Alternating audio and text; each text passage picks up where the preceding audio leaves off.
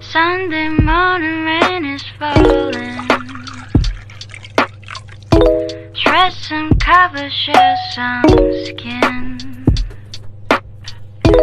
Clouds are shrouding us in moments. Hi guys, welcome to my channel. This is my official first vlog. I'm currently living here in South Korea. I decided to start a channel para mag-share ng real experience about E6 visa. Marami sa atin ang curious about E6 visa, lalo na sa mga first timer.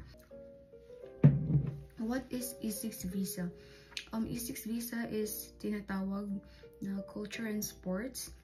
Para ito sa mga foreigners na gusto magtrabaho dito sa Korea na related sa arts, sports, and entertainment.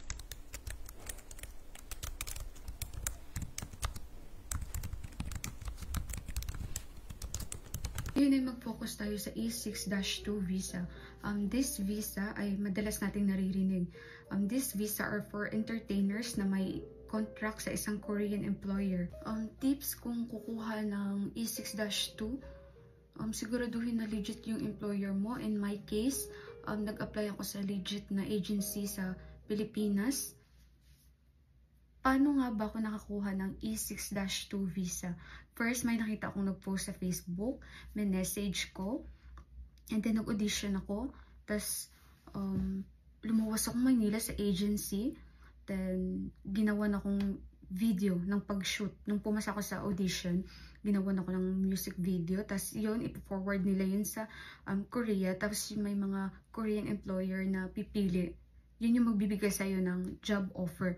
Which is, pag naka-receive ka ng job offer, sila yung i-apply nila yun sa as visa. And then, pag may visa number ka na, i-apply mo na yun sa Pilipinas. Ipo-forward nila yun. At saka ikaw na mag-apply sa KVAC. At yung mga requirements naman sa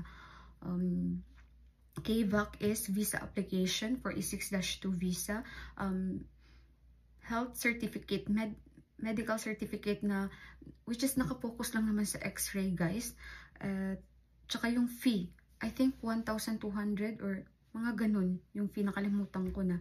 And then, yun na yun, sasabihin lang nila na may tatawag sa'yo pag schedule mo na sa interview para sa consult talaga sa Korean immigration. No, I mean embassy. After 1 week, tumawag yung Korean embassy, which is yun, schedule ko na daw para sa interview for my visa application. At yung ginawa ko naman dun sa embassy, ang importante lang talaga dun is huwag kang kabahan.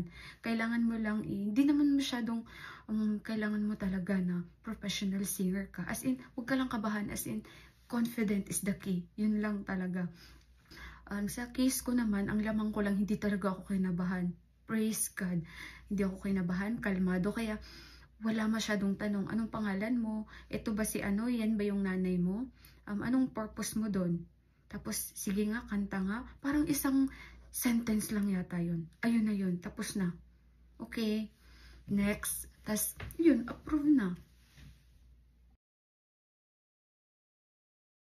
Kung E6-2 yung target mo, siguraduhin na alam mo yung mga rules para iwas problema sa immigration.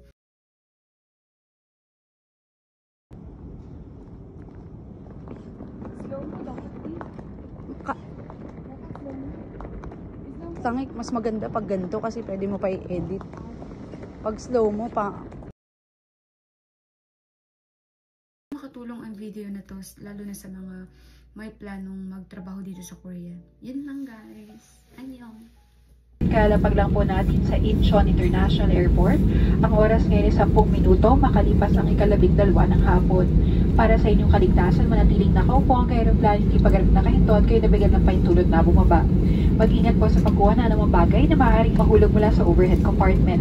Bago po kayo bumaba, tiyakin nasa inyo na lahat ng inyong kagamitan. Sa ngalan ng AirAsia ni Kapitan Michael Appel, unang official Bruce, at lahat ng ayong mga kasama, kayo po.